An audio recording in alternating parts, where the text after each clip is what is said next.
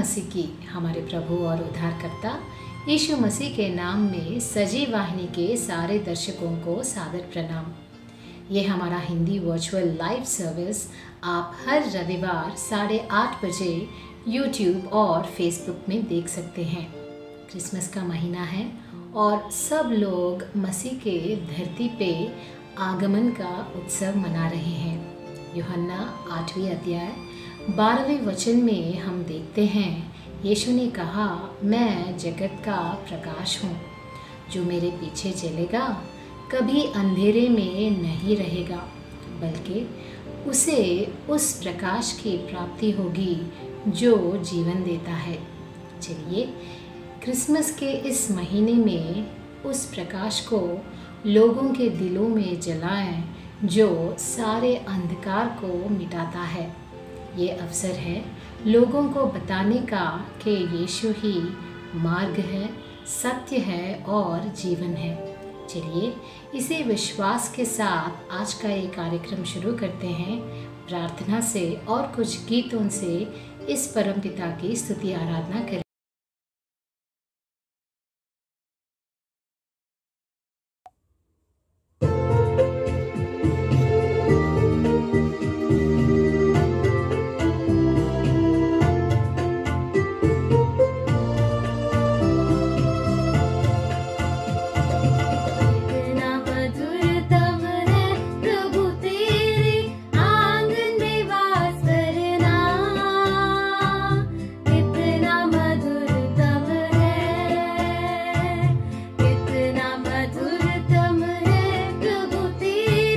आंगन में वास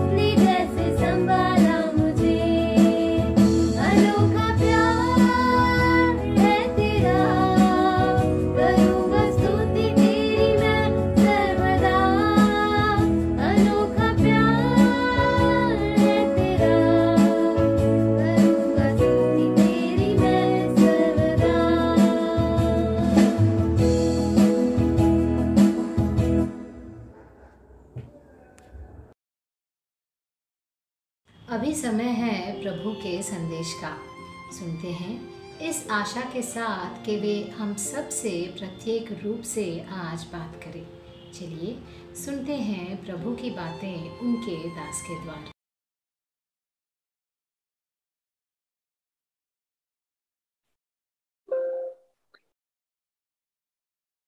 जय मसीह की प्रिय भाइयों और बहनों, आप सभी के साथ आज के संदेश के लिए हम सबत का दिन जो था, प्रभु ने विश्राम का दिन जो पुराने नियम में आज्ञा दी थी उसके बारे में आज हम मनन करना चाहते हैं। तो आइए कुछ आयतों के साथ हम आज के वचन की शुरुआत करते हैं। सबसे पहली बात जो है, जैसे ही हम सबत का नाम लेते हैं ये आता है कि क्या नए नियम में ये आज्ञा है। तो नए नियम में प्रभु ने ये आज्ञा नहीं दी है, और नए नियम में बहुत ही स्पष्ट रूप से लिखा हुआ है कि जो सबत, जो विश्राम दिन था, वो केवल एक छाया था, और अब प्रभु यीशु मसीह में जो है सब वास्तविकता है। तो कुछ आयत पढ़ते हैं इसके लिए। सबसे पहले है कुलोसियों की पत्री, जो पौलुस ने कुलोसियों के कलीसिया को लिखा था, उसके दूसरे अध्याय में 16 और 17 पढ़ते हैं। 16वीं आयत में ऐसा लिखा है, इसलिए खाने पीने की वस्तुएं अथवा पर्वों, नए चांद के पर्व या सबत के दिन को लेकर तुम्हारी आलोचना ना करे। ये तो जो बातें आने वाली हैं उनकी छाया है, किंतु इस छाया की वास्तविक काया तो मसीह की ही है।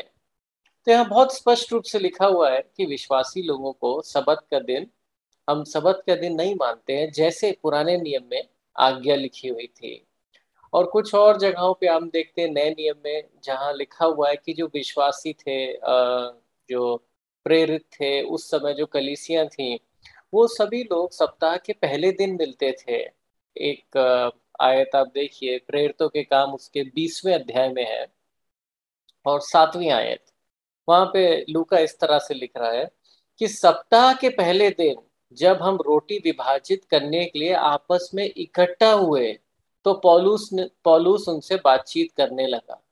तो देखिए पौलुस लूका वो लोग सप्ताह के पहले दिन ही रोटी तोड़ने के लिए और आपस में इकट्ठा होते थे। और एक जगह और इस बारे में लिखा हुआ है, जब पौलुस कुरिन्थियों कलीसिया को लिख रहे हैं, पहला कुरिन्थियों उसके 16वें अध्याय में उसकी पहली और दूसरी आयत। पहला कुरिन्थियों 16वां अध्याय और 1 और 2।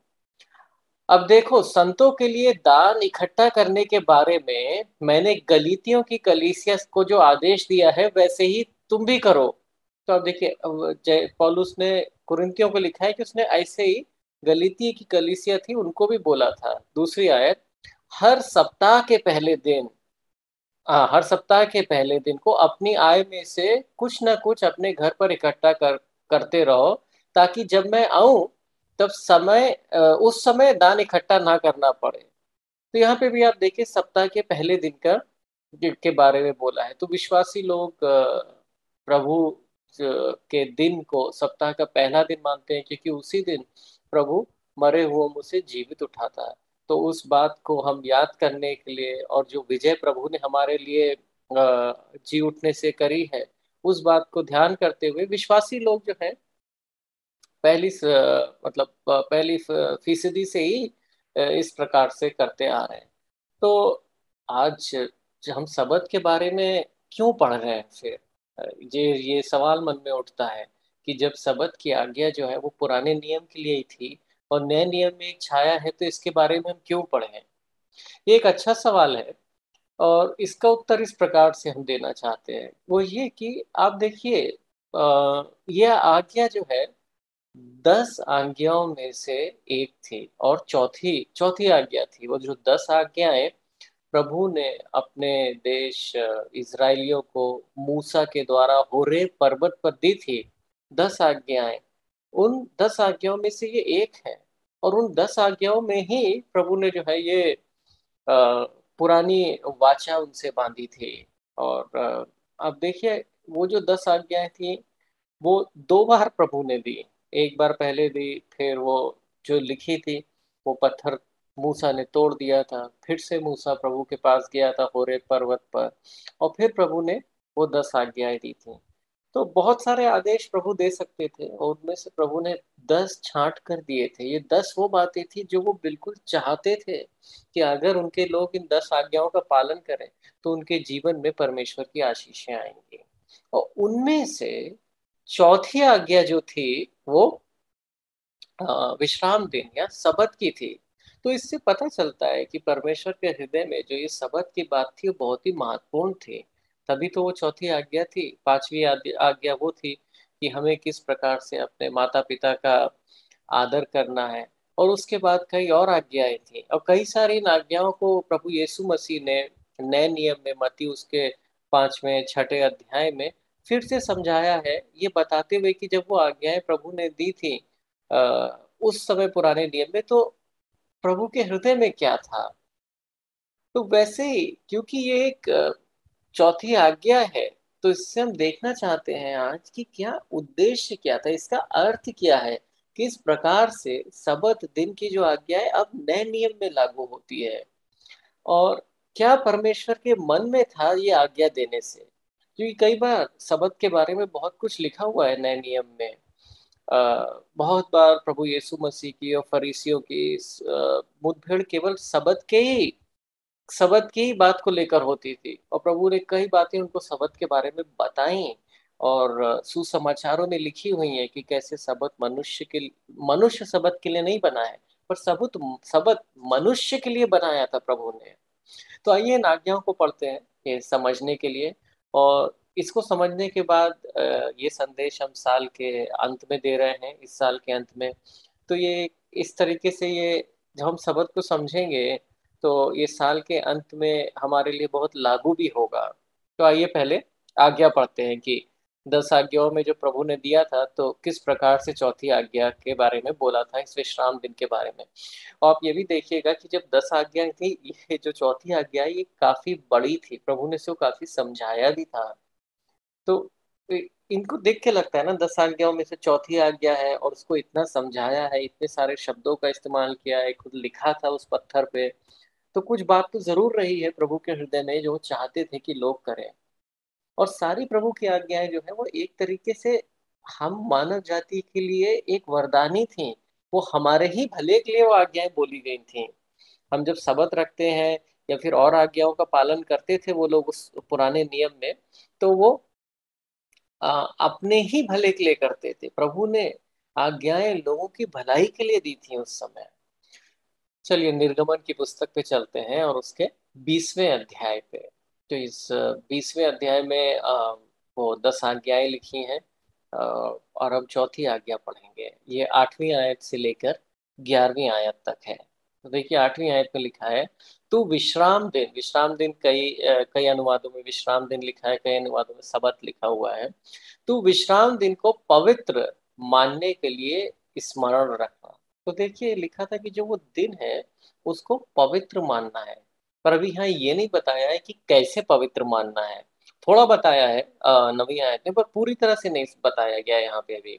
वो जब दोबारा क्या कहते हैं ये आज्ञाएं द्वितीय उपदेश की पुस्तक में 5वें अध्याय में फिर से 10वीं आज्ञा है मूसा दोहराए गए, तब और वर्णन किया इस बात का, वो भी हम पढ़ेंगे।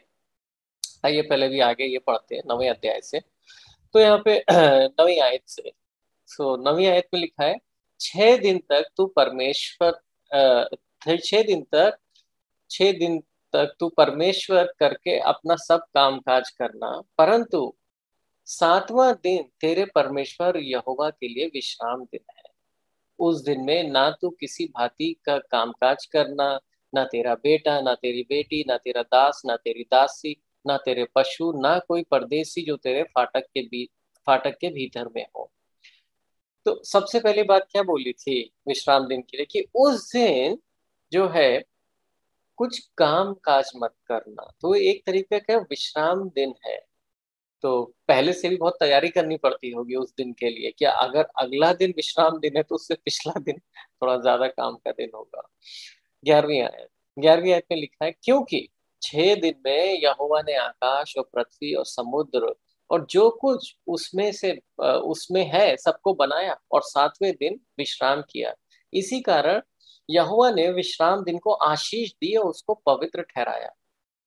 अब प्रभु ने इसलिए विश्राम नहीं लिया था क्योंकि वो थक गए थे। ये अर्थ नहीं है। प्रभु ने विश्राम इसलिए लिया था क्योंकि सारा कार्य खत्म हो गया था। वो दिन एक अलग तरीके से पवित्र दिन के लिए रखा, और यहाँ लिखा है प्रभु ने विश्राम दिन को आशीष भी दी है और पवित्र ठहराया है।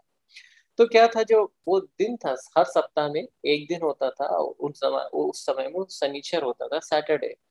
जो सबत का दिन होता था वो शनिचर का दिन होता था, और उस दिन उन लोगों को इजरायली भाई लोगों को कोई काम नहीं करना होता था। और क्या कहते हैं, उस दिन को इस तरीके से वो पवित्र मानते थे, और परमेश्वर ने उस दिन को आशीष दी थी। और अलग जगहों पे ये भी बोला था कि ऐसा नहीं है कि किसी समय अगर तुम लोग बहुत ही व्यस्त हो तो भी सबत का दिन रखना ही है। निर्गमन की पुस्तक उसमें 34वें अध्याय पे जाते हैं, थोड़ा आगे पलटिए, और उसकी 21वीं आयत में, 34वें अध्याय की 21वीं आयत में लिखा है कि तुम 6 दिन काम करोगे किंतु 7वां दिन अवश्य विश्राम करोगे। पौधे रोपने और फसल काटने के समय भी तुम्हें विश्राम करना है। तो देखिए दो दो दो समय जब वो लोग बहुत ही व्यस्त होते थे तब के बारे में भी प्रभु ने लिख दिया कि देखो ऐसा नहीं होना चाहिए कि तुम उन दिनों तुम्हारा काम बढ़ गया है तो इसलिए तुम फसल काटना है तुम्हें, तो उन दिनों तुम सबत को मत मानो, पर उन दिनों भी तुम्हें सबत का दिन पवित्र ठहराना है, मानना है। और जब तुम ये करोगे तो प्रभु की आशीष होगी। प्रभु ने उस दिन को आशीष दी है। तो पुराने नियम में ये आज्ञाएं थी। अब जो सवाल हमारे मन में आता है वो ये है कि ऐसा हर हफ्ते क्यों प्रभु ने किया। ठीक है, हर हफ्ते ऐसा तो नहीं था कि बच्चे दिन वो लोग पूरा सुबह से लेकर रात तक काम करते थे, या ऐसा था कि मतलब उनको शारीरिक रूप से उनको आराम की जरूरत है, क्योंकि रोज का रोज तो आराम है ही। दिन और रात, रात में वो लोग सभी आराम करते थे, दिन और रात का चक्र तो था ही। पर ये हर हफ्ते एक दिन ऐसा क्यों अलग से रखा कि कोई काम नहीं करना है? तो उस दिन क्या करते थे वो लोग? ये कहाँ, ये क्या लिखा है कि उस दिन क्या करना है? वही उस आज्ञा में ये लिखा है कि ये नहीं करना है, कोई काम नहीं करना है, कोई काम काज नहीं करना है, तुम्हें नहीं करना है, और तुम्हारे घर के लोगों को नहीं करना है, तुम्हारे पशुओं को नहीं करना है। पर करना क्या है उस दिन? ये एक सबसे बड़ा सवाल है, क्योंकि अगर सुबह से लेके कोई काम नहीं करना है तो लोग क्या करेंगे? आजकल क्या होता है, जब छुट्टी होती है तो लोग या तो टीवी देखते रहते हैं या फिर कहीं कहीं इधर बाहर चले गए, ये वो। तो उस दिन वो क्या करने को बोला है? क्योंकि यही जरूरी नहीं कि क्या नहीं करना, ये भी बहुत महत्वपूर्ण है कि क्या करना है उस दिन। खाली तो नहीं बैठना है सुबह से शाम तक। इसके बारे में लिखा हुआ है। ऐसा नहीं कि प्रभु ने यही बोला है कि क्या नहीं करना है और क्या करना है।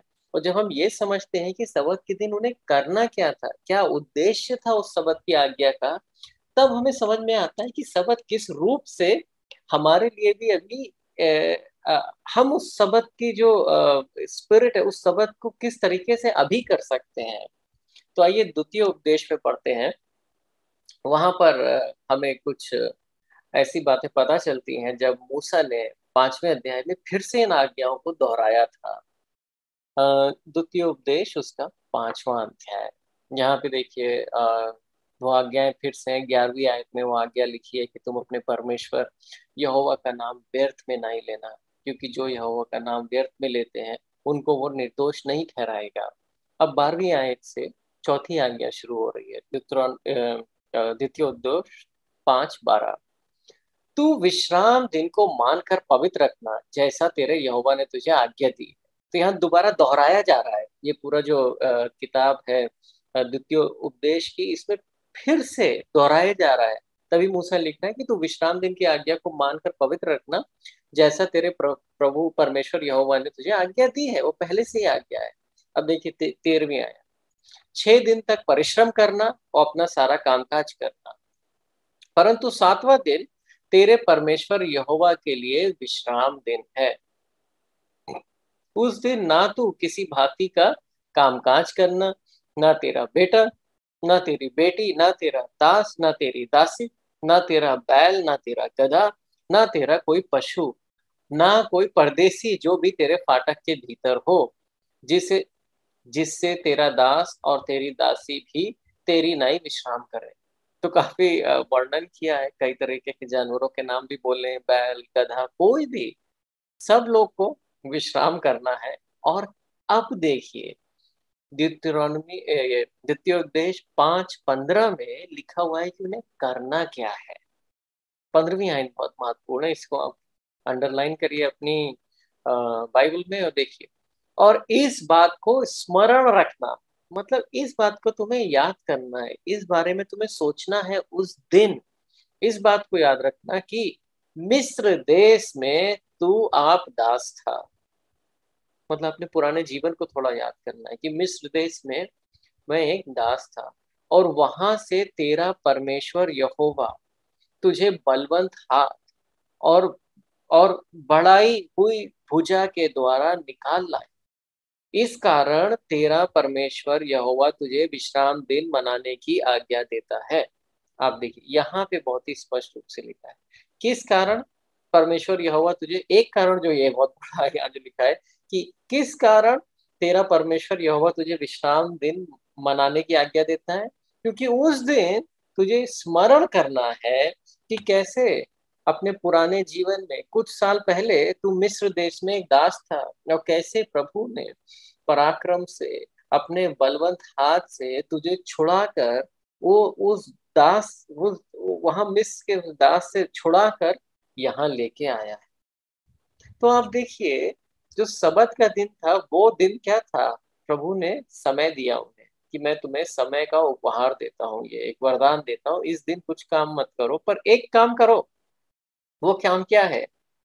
प्रभु ने जो तुम्हारे लिए किया है उस बात का स्मरण करो। अब देखिए आज हम जैसे साल के आखिरी महीने में है, दिसंबर के महीने में है, तो ये एक बहुत ही महत्वपूर्ण बात है कि हमें पीछे देखना है अपने जीवन में कि प्रभु ने हमारे लिए इस साल क्या किया। प्रभु ने हमारे लिए क्या क्या किया है इस साल ही नहीं, परंतु कैसे हम पहले विश्वास में नहीं थे, बहुत सारे हम लोग, कैसे प्रभु हमें कैसे चमत्कार से, किस प्रकार से उसने हमारे जीवन में कार्य किया और हमें अपने पास लेके आया।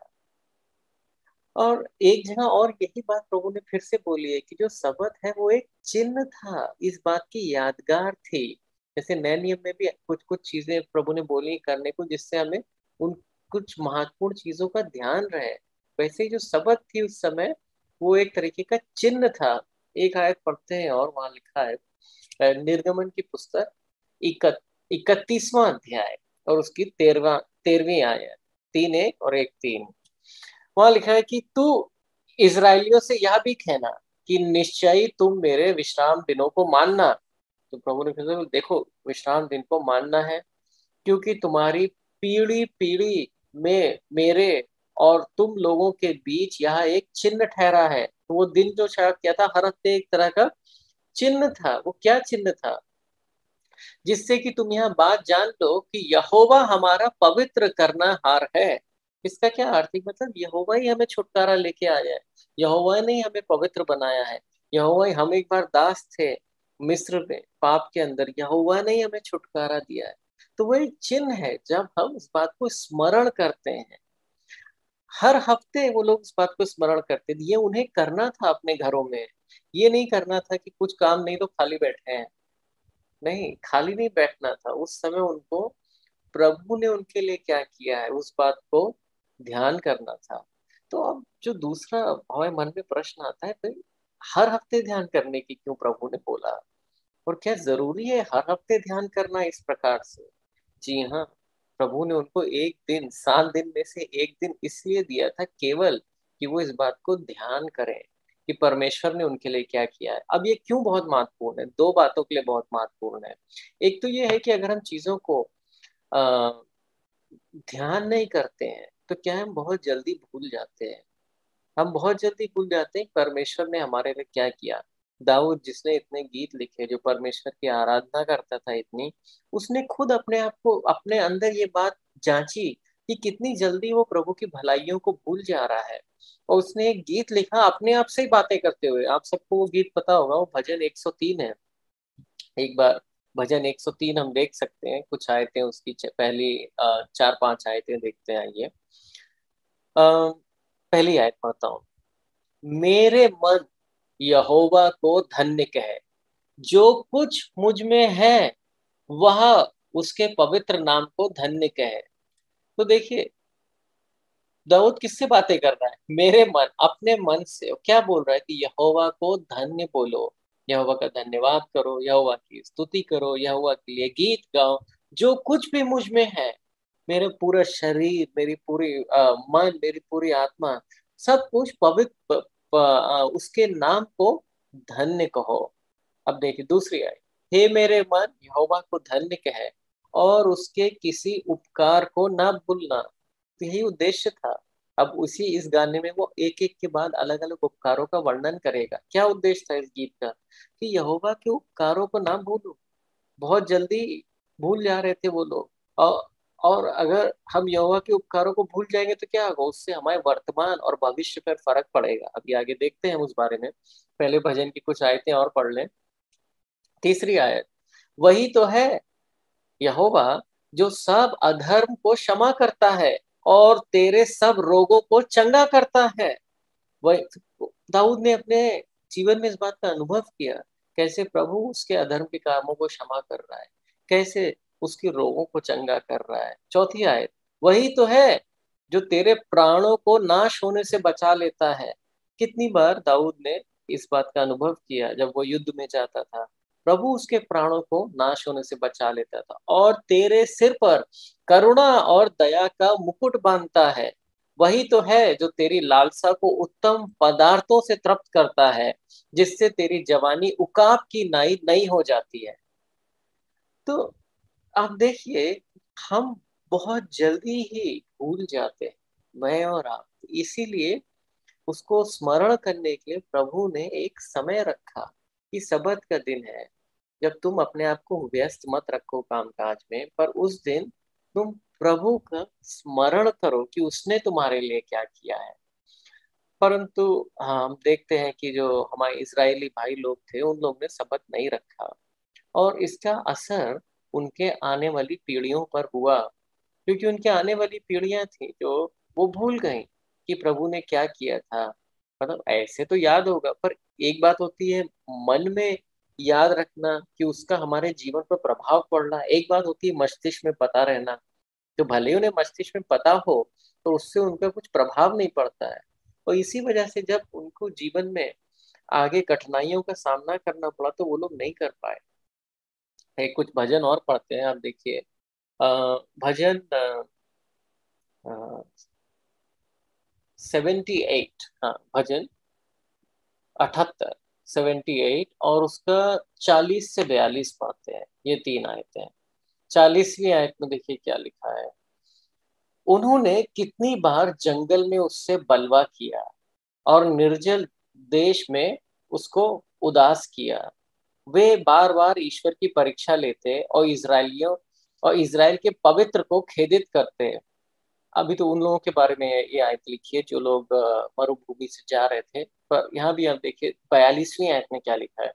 उन्होंने ना तो उसका भुजबल स्मरण किया, आप देख रहे हैं, उसने ना तो उसका भुजबल स्मरण किया, और ना ही वह दिन जब उसने उनको मिस्र के वश से छुड़ाया था। तो वो उसको भूल गए कि किस शक्ति से प्रभु ने उनको छुड़ाया था, कैसे लाल सागर को दो में भागा था, क्या क्या चमत्कार किए थे वहां पे, किस प्रकार उनको इतने ताकतवर देश मिस्र के वश से छुड़ाया था। उन्होंने उस बात का स्मरण नहीं किया। उससे क्या हुआ, जब आगे उन्हें जाना था, आगे उन्हें बड़े बड़े और बड़े बड़े राज्यों का सामना करना था, उनके अंदर ताकत नहीं थी और वो पीछे हट गए, वो आगे नहीं गए। और ऐसे ही लिखा है। एक और भजन है, भजन 106, भजन 106, 6 और 7। वहां लिखा है, हमने तो अपने पूर्वजों की नाई पाप किया है, हमने कुटिलता की और हमने दुष्टता की है। मिस्र में हमारे पुरखों ने तो आश्चर्य कर्मों पर मन नहीं लगाया। आप देख रहे हैं, मिस्र पर उन्होंने उस पर मन नहीं लगाया कि प्रभु ने क्या पहले से उनके लिए कर दिया है। ना तेरी अपार करुणा को स्मरण किया। उन्होंने समुद्र के तीर पर, अर्थात लाल समुद्र के तीर पर बलवा किया। तो उन्होंने पुरानी बातों को नहीं उस बात पे मन लगाया, नहीं उसको स्मरण किया। और चूंकि उनके हृदयों पे वो प्रभु ने जो उनके लिए किया है वो नहीं भरा हुआ था, तो उन्होंने प्रभु जो उनके लिए आगे कर सकता है उसका द्वार बंद कर दिया। ये एक बहुत ही महत्वपूर्ण सिद्धांत है। जब हमारे हृदय प्रभु की महानता से, प्रभु ने जो हमारे लिए पहले से किया हुआ है उन बातों से भरे हुए होते हैं, तो क्या होता है, हमारे अंदर बहुत विश्वास होता है। वो एक तरीके से द्वार खोलते हैं कि प्रभु हमारे लिए और चीजें कर सकता है। इसीलिए प्रभु ने जो है वो सबत का दिन दिया है कि उस दिन तुम लोग स्मरण करो मेरी करुणा का, मेरे पराक्रम का, जो मैंने तुम्हारे लिए किया है। और अगर तुम हर हफ्ते उस बात पे स्मरण करते रहोगे तो क्या होगा, तुम्हारा तुम्हारा विश्वास बढ़ता रहेगा, तुम्हारा प्रेम बढ़ता रहेगा मेरी ओर। और उससे जब तुम्हारे वर्तमान जीवन में या फिर भविष्य में जीवन में किसी प्रकार की कठिनाइयां आएंगी तो तुम उनका सामना कर पाओगे। अब देखिए दाऊद जो था, उसने किस प्रकार गोलियत जैसे बड़े शूरवीर का सामना किया। जबकि जो शाऊल था उसे तो लग रहा था कि भाई दाऊद तो जा ही नहीं सकता है इस फलिश्ती गोलियत के सामने लड़ने, क्योंकि वो इतना बड़ा सैनिक है और दाऊद बिल्कुल बच्चे जैसा है। और दाऊद को युद्धों में भी नहीं लड़ा है और वो तो इतने युद्धों में लड़ चुका है।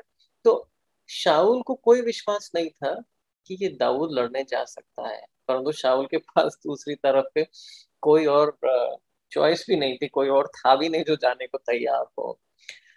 पर अब देखिए दाऊद को क्यों इतना विश्वास था कि वो गोलियत से लड़ सकता है। तो उसने अपने पुराने जीवन के बारे में बताया कि कैसे जो है वो अपने पिता की भेड़ों का वो ध्यान रखता था। और कई बार ऐसा होता था कि शेर आ जाता था या भेड़, जो शेर आ गया या फिर भालू आ गया, वो भेड़ को उठा के ले गया, और कैसे वो उनके पीछे भाग के जाता था और उन पे आक्रमण करता था। और अपनी भेड़ों को बचा के ले आता था। तो उसने यही बोला, क्योंकि परमेश्वर ने मेरी ऐसे सहायता करी है उतने बड़े बड़े जानवरों से लड़ने में, शेर से, भालू से, और क्योंकि परमेश्वर मेरे और इस तरीके से मेरी सहायता करता आ रहा है, वो बात बिल्कुल मेरे अंदर है, उसका मैं स्मरण करता हूँ, इसीलिए ये गोलियत भी उसी तरीके का कोई होगा और प्रभु मेरी सहायता करेगा। तो आप देखिए, जब हम अपनी पुरानी पुरानी बातों को ध्यान रखते हैं, जब परमेश्वर ने हमारे लिए जो भी कुछ किया, उद्धार का कार्य किया इतना बड़ा, किस प्रकार से हमको बचाया, हम बहुत सारे हम में से लोग ऐसे नहीं है जो सच के खोजी थे, जो परमेश्वर के पीछे ढूंढ ढूंढ के आए। बहुत सारे हम लोग ऐसे ही हैं जिनको परमेश्वर ने बुलाया और किस प्रकार से हमको बचाया। तो हम जब इन सब चीजों का ध्यान करते हैं इस साल के अंत में और अपने पुराने जीवन में, तो क्या होता है, हमारा विश्वास बढ़ता है और प्रभु के लिए हम और रास्ता खोलते हैं आगे के जीवन में उसका हाथ देखने के लिए। प्रभु यीशु मसीह ने इस सिद्धांत के बारे में एक बार बात करी थी, मत्ती उसके 16वें अध्याय में। और अ, आप 16वें अध्याय में 5वीं आयत से आइए पढ़ते हैं हम। मत्ती उसका 16वां अध्याय और 5वीं आयत। ये उस समय की बात है जब 5वीं आयत में लिखा है, और चेले वो जो है नदी के पार गए थे और उस समय रोटी लेना भूल गए थे। 5वीं आयत में लिखा है कि और चेले पार जाते समय रोटी लेना भूल गए। 6ठी आयत, यीशु ने उनसे कहा, देखो, फरीसियों और सदूकियों के खमीर से चौकस रहना। तो प्रभु यीशु मसीह ने उन्हें बोला कि भाई, जो तुम लोग को पता है ना, ये फरीसी और सदूकी लोग हमें मिलेंगे, इनके खमीर से बहुत चौकस रहना।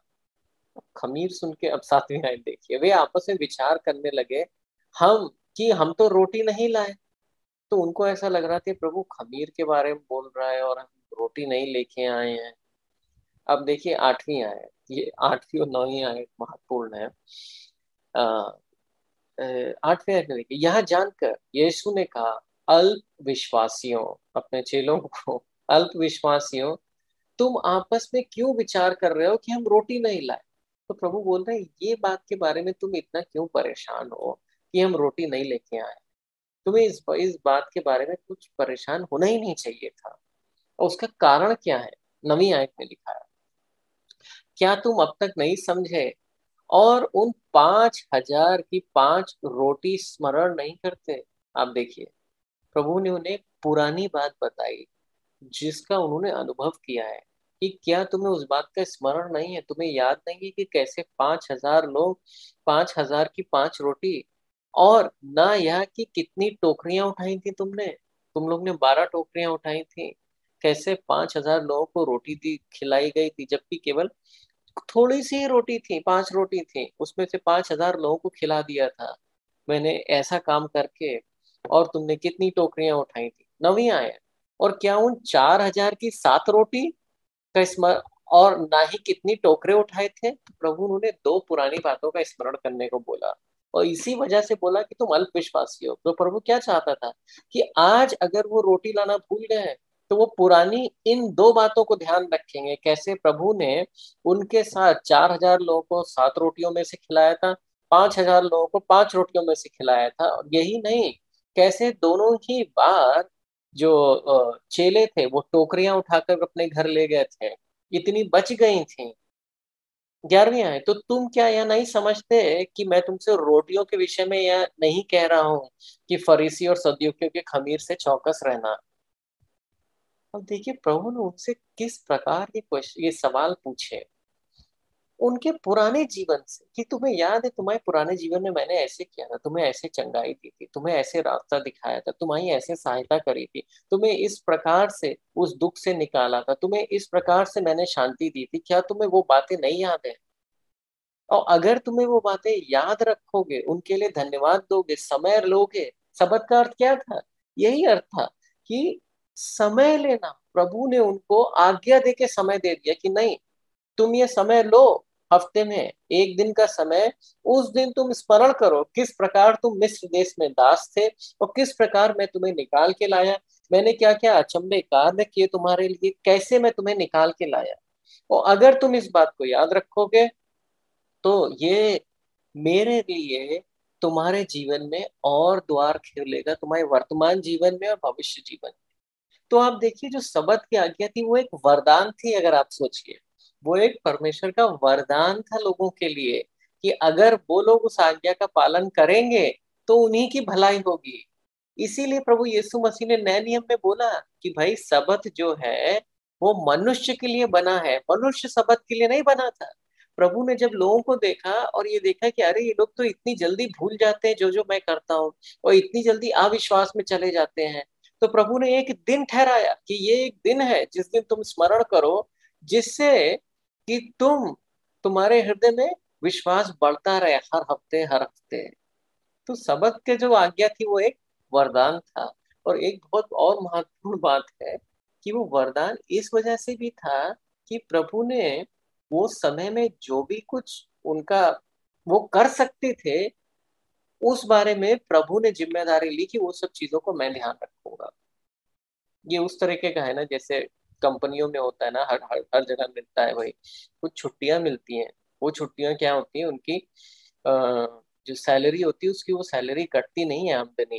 कंपनी जो है वो उस 10 ऐसी छुट्टियां देती है कि ठीक है तुम 10 छुट्टी ले सकते हो साल में, और उन छुट्टियों का भी हम तुम्हें पैसे देंगे तुम्हारी पगार में। उस तरीके से था सबक। हर हफ्ते एक दिन तुम ये करो, प्रभु का स्मरण करो। प्रभु बोल रहे हैं मैंने उस दिन को आशीष दी है, मैंने उस दिन को आशीष दी है। और उस दिन जो भी तुम्हारा, अगर तुम काम करते हो अभी कुछ घाटा हो रहा है तो वो मैं देखूंगा, और अगर तुम इन बातों का स्मरण करोगे तो तुम्हारे जीवन में प्रभु के कार्य करने का और द्वार खुलेगा। इस बात को और अच्छे से हमें पता चलता है वो समय के बारे में हम पढ़ते हैं जब प्रभु ने अपने लोगों को मन्ना दिया था। एक बार वहां चलते हैं, चलिए। वो निर्गमन की निर्गमन की पुस्तक उसके 16वें अध्याय में है। निर्गमन की पुस्तक उसका 16वां अध्याय है। और चलिए हम पढ़ते हैं 19वीं आयत से। 19वीं आयत में लिखा क्या है। मूसा ने उनसे कहा, मूसा ने लोगों से कहा, अगले दिन खाने के लिए वहां भोजन मत बचाओ। तो जब प्रभु ने मन्ना दिया था तो लोगों से बोला देखो, रोज का रोज भोजन मिलेगा, तुम्हें ऐसा नहीं करना है कि आज लेके आए और कल के लिए बचा लिया। तो मूसा ने यही बोलता कल के लिए भोजन मत बचाओ।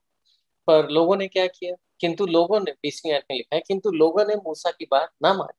कुछ लोगों ने अपना भोजन बचाया जिससे वो अगले दिन उसे खा सके, किंतु जो भोजन बचाया गया था उसमें कीड़े पड़ गए और दुर्गंध देने लगे। मूसा उन लोगों पर क्रोधित हुआ जिन्होंने यह किया था। तो लोगों ने किया, पर भोजन के साथ ऐसा हो गया। वो इस तरीके का भोजन था, एक ही दिन चलेगा। एक दिन से ज्यादा रखना, चाहे फ्रिज में रख लो कहीं भी रख लो, उसमें कीड़े पड़ जाएंगे और दुर्गंध आने लगेगी। इससे प्रभु को सुखाना चाह रहे थे उन लोगों को कि रोज के रोज हमें प्रभु पे निर्भर होना है, प्रभु ही हमारा जीवन है। 21वीं आयत देखिए। हर सवेरे लोग भोजन इकट्ठा करते थे, हर एक व्यक्ति उतना ही इकट्ठा करता था जितना वह खा सके। ये भी एक मजेदार बात थी। अगर ज्यादा भी इकट्ठा कर लो तो भी उसका फायदा नहीं, भी रख नहीं सकते। कम जिसने इकट्ठा किया, कम उसके लिए भी उतना ही पोषण दे देता था, और ज्यादा भी उतना ही पोषण दे देता था। किंतु जब धूप तेज हो जाती थी तो भोजन गल जाता था और वह समाप्त हो जाता था। ये भी बात थी कि सुबह सुबह ही उस भोजन को इकट्ठा करना है, जब धूप निकलेगी तो भोजन चला जाएगा। तो सुबह जाके ये लोग इकट्ठा करते थे। अब देखिए सबत के दिन की बात आ रही है 22वीं आयत से। शुक्रवार, मतलब सबत के एक दिन पहले शुक्रवार को लोगों ने दुगना इकट्ठा किया। अब ये देखिए, उन्होंने दो दो ओमर बटोर लिए, दो दो ओमर बटोर लिए, हर व्यक्ति के लिए इकट्ठा किए। इसलिए लोगों ने लोगों के सभी मुखिया आए और उन्होंने यह बात मूसा से कही। मूसा ने उनसे कहा, वह वैसे ही है जैसे यहोवा ने बताया है। क्यों? क्योंकि कल यहोवा का विश्राम दिन, पवित्र दिन, सबत है। तुम लोग आज के लिए जितना भोजन तुम्हें चाहिए पका सकते हो, किंतु शेष भोजन कल सवेरे के लिए बचाना। दो बातें देखिए। अच्छा, 24वीं पढ़ते हैं एक बार। इसलिए लोगों ने अगले दिन के लिए बाकी भोजन बचाया, और कोई भोजन खराब नहीं हुआ, और इनमें कहीं कोई कीड़े नहीं पड़े। तो शुक्रवार को जो भोजन प्रभु डबल दुगना देते थे, दुगना भोजन देते थे उन लोगों को। और वो स्पेशल, वो अलग भी होता था कि वो भोजन वो लोग बचाएंगे तो वो अगले सबत के दिन के लिए उनके लिए रहेगा। तो देखिए प्रभु किस तरीके से उनको समय देना चाहते थे कि प्रभु ने अपने स्वर्गदूतों को बोला होगा, भाई शुक्रवार के दिन दुगना भोजन देना है, उसमें कुछ ऐसा स्पेशल करना है, ऐसा अलग करना है कि वो खराब नहीं हो, उसमें कीड़े नहीं पड़े अगले दिन। और ऐसा ही होता था। तो रोज हर हफ्ते उनको पता लगता था ना, अगर हर हफ्ते शुक्रवार को ऐसा होगा तो क्या होगा। पता लगता है कि प्रभु कितना चाहते थे वो लोग सबत रखें। और सबत किस लिए था? प्रभु के लिए नहीं था, लोगों के लिए ही था।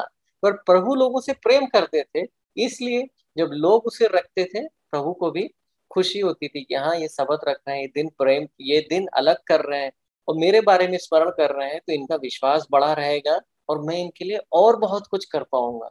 तो एक तरीके से आशीष का कारण था। तो प्रभु जो है हमें समय देना चाहता है। जब प्रभु एक दिन समय बोल रहा था, सबत रखो हफ्ते में एक दिन, तो जो भी समय हम प्रभु को देते हैं वो समय वापस हमें मिल जाता है। तो इन लोगों के साथ ऐसा ही हुआ ना। देखिए सबत के दिन ये लोग आराम करते थे और शुक्रवार को दुगना मिल जाता था।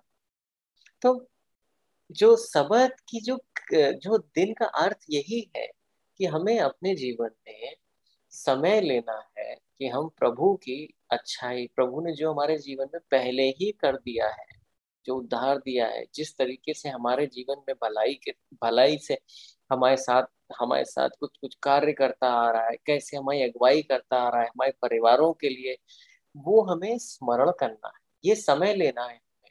पर जब हम वो समय लेंगे तो क्या होगा, ऐसा नहीं होगा कि वो समय हमारे पास से जा रहा है। जो भी समय हम ले रहे हैं ना वो हमारे पास वापस आ रहा है। शैतान जो है वो समय लेता है, प्रभु समय देता है। शैतान जो क्या चाहता है कि लोग व्यस्त हो जाएं, वो और काम में दबे रहें। प्रभु क्या चाहता है कि हम काम काम करें, परिश्रम से काम करें, और उसके साथ उसका स्मरण करें, और ऐसा ना हो कि हम उससे दूर हो जाएं।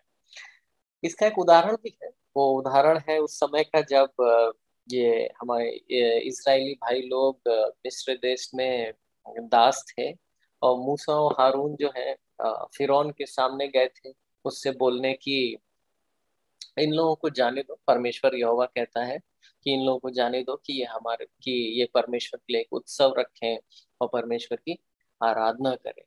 तब क्या था, जो फिरौन राजा जो था, तो वो बोला मैं नहीं जाने दूंगा, मैं क्यों जाने दूं। और फिर उसको एक आइडिया आता है, एक ऐसा विचार आता है कि इन लोगों के मन में ये सब ऐसे ख्याल आ रहे हैं, मैं इसको कैसे रोकूं, किस तरीके से मैं मूसा को, हारून को और इन लोगों के मन से ख्याल ही निकाल दूं। ये परमेश्वर का ख्याल, परमेश्वर की आराधना करने का ख्याल, परमेश्वर के लिए उत्सव रखने का ख्याल, किस तरीके से मैं इसको हटाऊं। और देखिए क्या तरकीब निकाली उसने। फिर पढ़ सकते हैं आयते हम। ये है निर्गमन की पुस्तक 5वें अध्याय में, 5वें अध्याय की हम पढ़ सकते हैं, छठी आयत से आइए पढ़ते हैं। छठी आयत में लिखा है कि किस तरीके से फिरौन ने लोगों को दंड दिया था।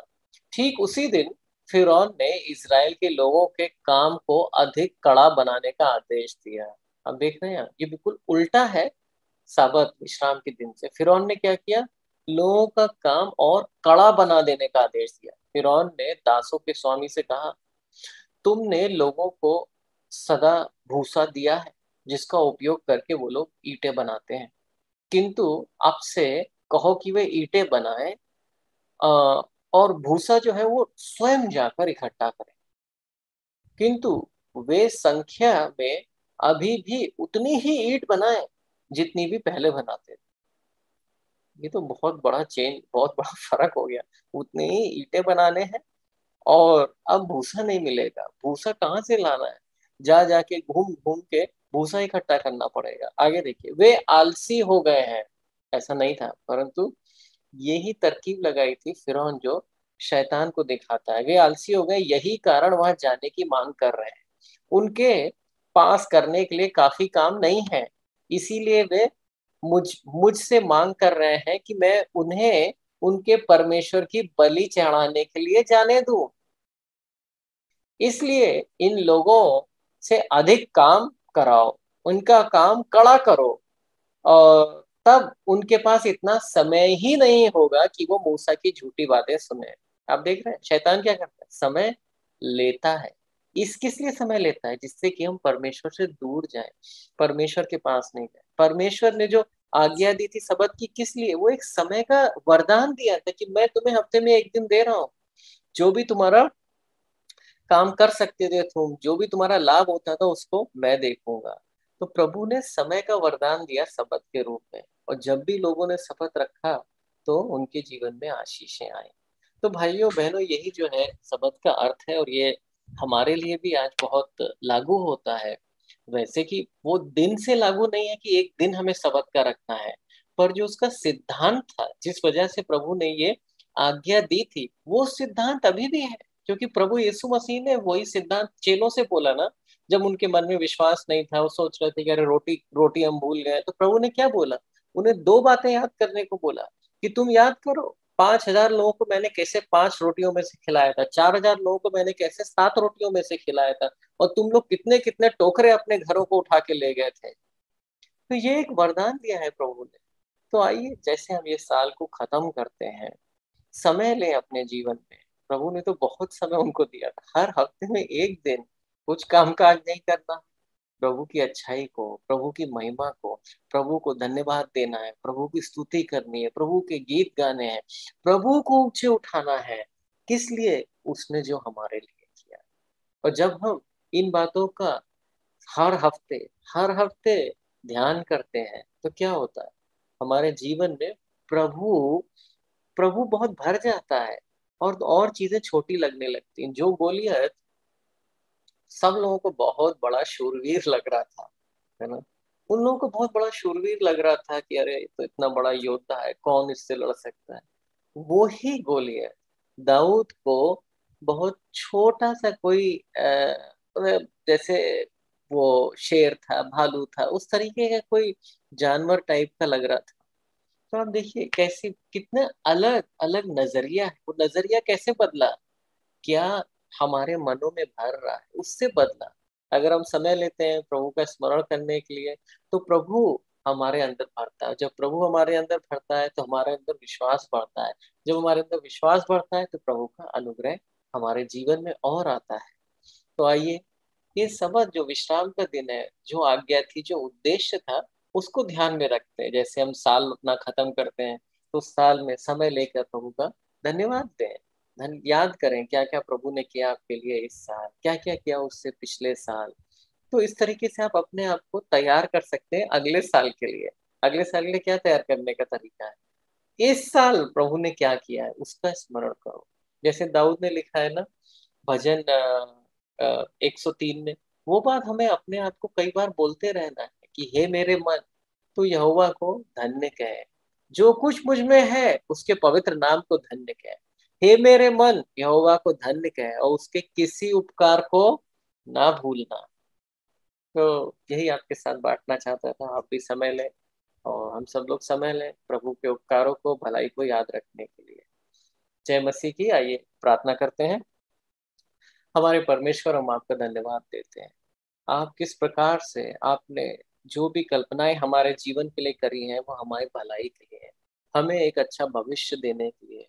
इसी कल्पना के द्वारा आपने ये सबत की आज्ञा दी अपने लोगों को कि वो सप्ताह में एक दिन आपका स्मरण करें, किस प्रकार आप उन्हें छुड़ा कर लाए। और जब वो ये स्मरण करेंगे, तब कैसे आप उनकी सहायता करने में और आप उनकी सहायता कर पाएंगे। हे पिता, आपसे प्रार्थना करते हैं कि आप हम सभी लोगों की सहायता करें, कि आपने जो इतना बड़ा उद्धार हमें दिया है, इतना बड़ा उद्धार का काम किया है हमारे लिए, ये हमारे मनों में बस जाए। आपका प्रेम, आपने जो त्याग दिया, वो सब प्रभु यीशु मसीह हमारे मनों में बसा रहे, और हम समय लें कि आपकी हम आराधना करें, आपकी हम स्तुति करें, और हमारे जीवन में आपके प्रति विश्वास बढ़े।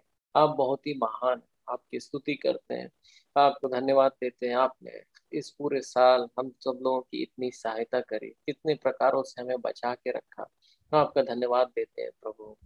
और प्रार्थना आपसे, इन संदेश को जो भी सुन रहे हैं, अगर किसी प्रकार की बीमारी में जकड़े हुए हैं, किसी प्रकार की बंधुआई में जकड़े हुए हैं, किसी प्रकार की मुसीबत में ऐसे भाई बहनों के प्रार्थना करते हैं प्रभु यीशु मसीह के नाम में। अब हम उनके जीवन में प्रभु यीशु मसीह की चंगाई की शक्ति को डालते हैं। प्रभु यीशु मसीह के नाम में उनके जीवन में आशीष और ज्योति डालते हैं कि वो हर प्रकार की बीमारी से छुटकारा प्राप्त करें, हर प्रकार की बंधुआई से छुटकारा प्राप्त करें प्रभु यीशु मसीह के नाम में। अपने जीवन में आगे बढ़े और प्रभु का नाम रोशन करें, उनका जीवन आनंद से भर दें प्रभु। और जो कल्पना आपने उनके लिए करी है वो उनको ऐसा सामर्थ्य है कि वो उस कल्पना को पूरा कर पाए। हालेलुया, आपका धन्यवाद देते हैं प्रभु। ये प्रार्थना आपके बेटे प्रभु यीशु मसीह के नाम मांगते हैं, आमीन। हमारे परमेश्वर पिता का प्रेम, प्रभु यीशु मसीह का अनुग्रह और पवित्र आत्मा की सहभागिता हम सबके साथ सदा बनी रहे, आमीन। आप सभी लोगों को भाइयों जय मसीह की, और नया साल आप सभी लोगों को बहुत ही मुबारक हो, आमीन।